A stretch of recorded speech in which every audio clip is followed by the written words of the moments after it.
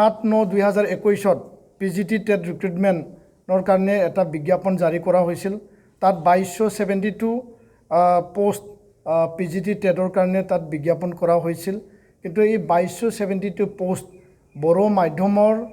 বা বড়ো কেণ্ডিডেট ছাত্ৰ ছাত্ৰীবিলাকে মানে তাত এপ্লাই কৰিব নোৱাৰিলে। ইয়াৰ মূল কাৰণটো হ'ল যে তাত বড়ো অপশ্যনটো নাছিল আৰু সেই মেটাৰটো লৈ আমি অসমৰ শিক্ষামন্ত্ৰী ডক্টৰ ৰণোজ পেগু ডাঙৰীয়া আৰু অসমৰ মুখ্যমন্ত্ৰী ডাঙৰীয়াক আমি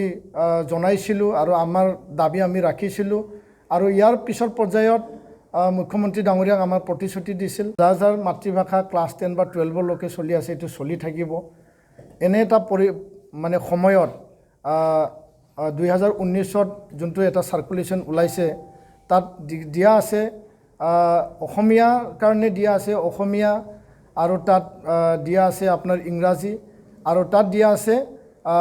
মানে 3 নম্বৰত 50-50কে মানে তাত হিন্দী দিয়া আছে 50 মাৰ্কছ আৰু লগতে দিয়া আছে বড়ো ৰাভা কাৰ্বি বা আন 10-12টা লেংগুৱেজ তেনেকুৱা 50-50 দিয়া আছে। তাৰমানে অসমীয়া মাধ্যমৰ অসমীয়া পঢ়িব, ইয়াৰ পিছত ইংৰাজী পঢ়িব, ইয়াৰ পিছত হিন্দী 50 পঢ়িব আৰু আন ভাষা 50 পঢ়িব আৰু যদি এই 50-50 যদি নপঢ়ে তেতিয়াহ'লে 100% হিন্দী পঢ়িব পাৰিব।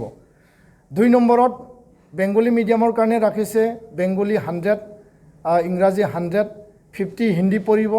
আৰু 50টো আন ভাষা অসমৰ যিবিলাক ভাষা আছে সেই ভাষাবিলাক পঢ়িব। 100% 100 মাৰ্কছ মানে অসমীয়া পঢ়িব। বড়ো মাধ্যমৰ কাৰণে তাত লিখা আছে বড়ো 100, ইংৰাজী 100, 50 নম্বৰ হিন্দী প্লাছ ইফালে লিখা আছে আপোনাৰ আন ভাষাবিলাক তাত লিখা আছে 100% এছামিছ। তো আমি এই 4টা লেংগুৱেজ যি ফৰ্মুলা 4 লেংগুৱেজ ফৰ্মুলা তাত মানে এটা বাৰ্ডেন বুলি আমি ক'ব বিচাৰোঁ। আৰু যিহেতু আমাৰ ল'ৰা ছোৱালী বিজ্ঞান আৰু টেকন'লজি বা আন বিষয়ত পঢ়িব লাগে, তেওঁলোকে মানে অংক পঢ়িব লাগে, ছায়েন্স পঢ়িব লাগে বা আন বিষয়বিলাক পঢ়িব লাগে। তো ভাষা জনাটো চবৰ কাৰণে উচিত আৰু সকলোৱে ভাষা শিকিব লাগিব, জানিব লাগিব। কিন্তু পাঠ্যক্ৰম হিচাপে পঢ়িব নালাগে। পাঠ্যক্ৰম হিচাপে যদি পঢ়ে তো লাৰ্ণিং ষ্টেজত তেওঁলোকে যথেষ্ট অসুবিধা পাব আৰু তেওঁলোকে যোনটো গ্ৰ'থ হ'ব লাগে এইটো তেওঁলোকে গ্ৰ'থ হোৱাটো মানে অসুবিধা হ'ব। তাৰ কাৰণে আমি বিচাৰিছোঁ ভাষা জানিবৰ কাৰণে বহুত ৰাস্তা আছে, কিন্তু পাঠ্যক্ৰম হিচাপে ভাষা পঢ়াটো বাধ্যতামূলক কৰাটো আমি কেতিয়াও নিবিচাৰোঁ আৰু এইটো উইথড্ৰ কৰিব লাগে, এইটোৱে আমি দাবী জনাইছোঁ। একেলগে পাতি পেলাই আলোচনা কৰি পেলাই 400টা পোষ্ট বড়ো মাধ্যমৰ কাৰণে ক্ৰিয়েশ্যন কৰা হ'ব আৰু 40টা হাইস্কুল আৰু হায়াৰ ছেকেণ্ডাৰী আপগ্ৰেড কৰি পেলাই বড়ো মাধ্যমত এইটো কৰা হ'ব আৰু তাৰ যোগেদি বড়ো মিডিয়ামৰ বা বড়ো কেণ্ডিডেটবিলাক এই সুবিধাটো পাব পাৰিব, সেই কথাটো আমাক প্ৰতিশ্ৰুতি দিছিল। কিন্তু এতিয়ালৈকে এইটো বাস্তৱত ৰূপায়িত হোৱা নাই। 2 নম্বৰ বিষয়টো হ'ল যে 18 ডিচেম্বৰ 2019ত তাহানি সৰ্বানন্দ সোণোৱাল চৰকাৰৰ সময়ত এটা ইয়াত সিদ্ধান্ত আনিছে যে যোনটো মানে 4 লেংগুৱেজ ফৰ্মুলা অসমত মানে 4 লেংগুৱেজ ফৰ্মুলা তাত ইমপ্লিমেণ্ট কৰাৰ কাৰণে আৰু এই 4 লেংগুৱেজ ফৰ্মুলাত যেহেতু মানে নেশ্যনেল পলিচি যোনটো লেংগুৱেজ ফৰ্মুলা এইটো 3 লেংগুৱেজ ফৰ্মুলা চলি আছে আৰু সমগ্ৰ ভাৰতত 3 লেংগুৱেজ ফৰ্মুলা চলি আছে, ক'ৰবাত 2 লেংগুৱেজ ফৰ্মুলা চলি আছে য'ত তামিলনাডু বা বেলেগ ৰাজ্যত। অসমত আমি আমাৰ ল'ৰা ছোৱালীবিলাকক লেংগুৱেজ বাৰ্ডেন আমি দিব বিচৰা নাই আৰু বৰ্তমান যি মাদাৰ টাং ইংৰাজী আৰু হিন্দী ৰাষ্ট্ৰভাষা 3টা মাধ্যমত চলি আছে। বড়ো মাধ্যমৰ ল'ৰা ছোৱালী বড়ো পঢ়িব, হিন্দী পঢ়িব, ইংৰাজী পঢ়িব, অসমীয়া মাধ্যমত অসমীয়া পঢ়িব, হিন্দী পঢ়িব, ইংৰাজী পঢ়িব। সেই যি ছিষ্টেম সেই ছিষ্টেমটো বাহাল থকাটো আমি বিচাৰিছোঁ। আমি 4 লেংগুৱেজ ফৰ্মুলা জাপি পেলাই বৰ্তমান ডিজিটেল যুগ, স্কিলৰ যুগ, গুণগত শিক্ষা ল'ব লাগে, ছায়েন্স এণ্ড টেকন'লজি আগবাঢ়ি যাব লাগে। তেনে এটা পৰিৱেশত আমি আৰু মানে লেংগুৱেজ বাৰ্ডেন ছাত্ৰ ছাত্ৰীক দিয়াটো আমি কেতিয়াও নিবিচাৰোঁ। ইয়াৰ কাৰণে আমি চৰকাৰক দাবী জনাইছোঁ যে 3 লেংগুৱেজ ফৰ্মুলা বাহাল ৰাখক আৰু ইয়াৰ যোগেদি অসমৰ যি শিক্ষা ব্যৱস্থা এইটো কণ্টিনিউ হ'ব লাগে। অসমত সমগ্ৰ জিলাত য'ত নেকি বড়ো কেণ্ডিডেট আছে, যোনে নেকি বড়ো মানে লিখি পেলাই তেওঁলোকে ইণ্টাৰভিউ দিব, তাত মানে কোনো কাৰণত যাতে বঞ্চিত হ'ব নালাগে। সমগ্ৰ অসমত য'ত নেকি বড়ো কেণ্ডিডেট আছে তাতে বড়ো ভাষাত লিখাৰ কাৰণে সুবিধা পাব লাগে যেহেতু UPSC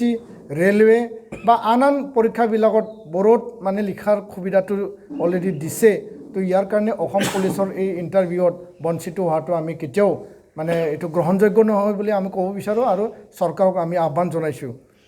আসাম জুডিচিয়েল সাৰ্ভিচৰ পৰীক্ষা 2009 চনৰ পৰা তাত অসমীয়াক কম্পালসৰি ভাষা হিচাপে তাত প্ৰয়োগ কৰা হৈছে যাৰ কাৰণে 12 বছৰে আজি 2021 লৈকে বড়ো মাধ্যম বা বড়ো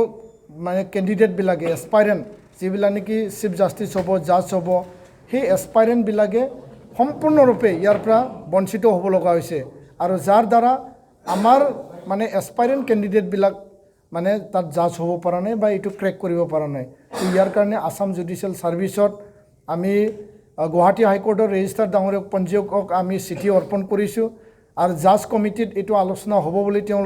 তেওঁ আমাক জনাইছে আৰু জাজ কমিটিৰ পৰা এক্সাম ব্ৰাঞ্চত যাব এক্সাম ব্ৰাঞ্চৰ পৰা চিফ জাষ্টিছত যাব আৰু চিফ জাষ্টিছে সেইটো ৰাজ্যপাল বা অসম চৰকাৰলৈ প্ৰেৰণ কৰিব আৰু এই বিষয়টো লৈ আমি ৰেজিষ্ট্ৰাৰ ডাঙৰীয়া বা গুৱাহাটী হাইকোৰ্টৰ চিফ জাষ্টিছ ডাঙৰীয়া অসম চৰকাৰক আমি আহ্বান জনাইছোঁ যে অসমীয়াৰ দৰে একেলগে বড়োকো তাত অন্তৰ্ভুক্ত কৰিব লাগে যাতে আমাৰ ল'ৰা ছোৱালী কোনো কাৰণত বঞ্চিত নহয় সমগ্ৰ শিক্ষা মিছন ডাইৰেক্টৰ অফিচৰ পৰা 7/10/2021 এটা বিজ্ঞাপন জাৰি কৰিছে সেই নিপুণ ভাৰতটো হ'ল যে ফাউণ্ডেশ্যনেল লিটাৰেচি আৰু নিউমাৰেচি যি নেকি ৰিডিং উইথ আণ্ডাৰষ্টেণ্ডিং এণ্ড নিউমাৰেচি মানে নেশ্যনেল এটা ইনিচিয়েটিভ হয় ইয়াত এটা মানে ঠিক কৰা হৈছে যে অকল মানে প্ৰফিচিয়েঞ্চি ইন এছামিছ আৰু ইংলিছ বোথ ৰিটেন আৰু ভাৰ্বেল লিখা আৰু ভাৰ্বেল অৰেলত প্ৰফিচিয়েঞ্চি এছামিছ আৰু ইংলিছটো বাধ্যতামূলক কৰিছে আৰু এই পষ্টবিলাক consultant state level district level data analyst state level district level আৰু য'ত নেকি আমাৰ ল'ৰা ছোৱালীবিলাক বড়ো মাধ্যম বা বড়ো কেণ্ডিডেটবিলাক ইয়াৰ পৰা বঞ্চিত হ'বলৈ গৈ আছে আৰু এই কথাটো আমি কনচাৰ্ণ মানে অথৰিটিক আমি জনাইছোঁ তো ইয়াত কোনো আমি ৰিজাল্ট পোৱা নাই যিহেতু বড়ো ভাষা 8th শিডিউলত অন্তৰ্ভুক্ত হৈছে অসমৰ সহযোগী ৰাজ্যিক ভাষা হৈছে তো তেনেকেইটা ক্ষেত্ৰত বড়ো মাধ্যমৰ বা বড়ো কেণ্ডিডেট বঞ্চিত হোৱাটো আমি কেতিয়াও নিবিচাৰোঁ আৰু এইটো এটা নেগলিজেঞ্চ বুলি আমি ক'ব বিচাৰোঁ ইয়াৰ কাৰণে সমগ্ৰ শিক্ষা অভিযানৰ ডাইৰেক্টৰ মিছন ডাইৰেক্টৰক আমি আহ্বান জনাই বিচাৰিছোঁ সেই ক্ষেত্ৰত আপোনালোকে মানে যথোপযুক্ত ব্যৱস্থা ল'ব লাগে আসাম পুলিচ ৰিক্ৰুইটমেণ্টত 2391 কনষ্টেবল মানে UB আৰু 4271 কনষ্টেবল AB আৰ্ম ব্ৰাঞ্চ সেই দুটা মানে যি কেটেগৰীৰ প্ৰায় 6000ৰো অধিক যি পোষ্ট আছে তাত chairman Assam police recruitment board বা বৰ্তমানৰ যি DGP অফিচ তাৰ পৰা এটা চাৰ্কুলেশ্যন ওলাইছে অকল 4টা BTRত কোকৰাঝাৰ বাক্সা চিৰাং ওদালগুৰিতহে বড়ো ভাষাত মানে ইণ্টাৰভিউ দিব পাৰিব আৰু এই বিষয়টো লৈ আমি DGP ডাঙৰীয়াক আমি চিঠি অৰ্পণ কৰিছোঁ APSC কোৱালিফাইং পেপাৰ যোনটো লেংগুৱেজ বৰ্তমান এইটো লৈ বিভিন্ন ক্ৰিয়া প্ৰতিক্ৰিয়া বা চৰকাৰৰ মানে যি মানে পদক্ষেপ ইয়াক লৈ বিভিন্ন চৰ্চা চলিছে তো এই ক্ষেত্ৰত নিখিল বড়ো ছাত্ৰ সন্থা আমি এটা কথাকে আমি আহ্বান জনাব বিচাৰিছোঁ যে চৰকাৰৰ যি সিদ্ধান্ত সেই সিদ্ধান্ত ৰিথিংক কৰিব লাগে পুনৰ বিবেচনা কৰিব লাগে আৰু ইংৰাজী অসমীয়া বড়ো বেংগলী সেই যি 4টা মানে ভাষা সেই ভাষাত UPSCৰ দৰে বাহাল থকাটো আমি বিচাৰিছোঁ 7 নম্বৰত আছে মেডিকেল এডমিশ্যন বৰ্তমান মেডিকেল যি এডমিশ্যন সেই এডমিশ্যনৰ সিলেকশ্যন লিষ্টত নন বনাফাইড কেটেগৰীৰ মানে কিছু প্ৰাৰ্থী বা কেণ্ডিডেটে ছাত্ৰ ছাত্ৰীয়ে ST কেটেগৰীৰ লিষ্টত অন্তৰ্ভুক্ত হৈছে আৰু কি কাৰণত হৈছে কোনে কৰিছে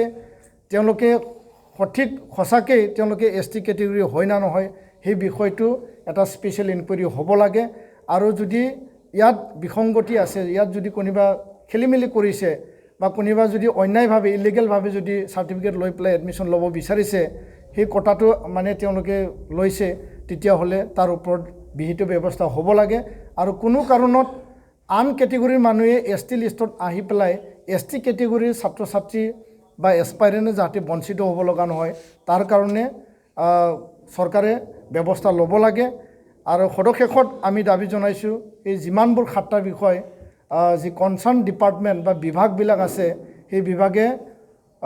খুব কম সময়ৰ ভিতৰত ইয়াৰ এটা সলিউশ্যন মীমাংসা আনিব লাগে সিদ্ধান্ত দিব লাগে আৰু অসমৰ মুখ্যমন্ত্ৰী ডক্টৰ হিমন্ত বিশ্ব শৰ্মা ডাঙৰীয়াৰ এটা স্পেচিয়েল ইণ্টাৰভেনশ্যন আমি বিচাৰিছোঁ তেওঁ এই গোটেই বিষয়টোলৈ যাতে এটা সমাধানৰ সূত্ৰ বা সলিউশ্যনৰ এটা ৰাস্তা ওলায় সেইখিনিকে আমি দাবী জনাই আজি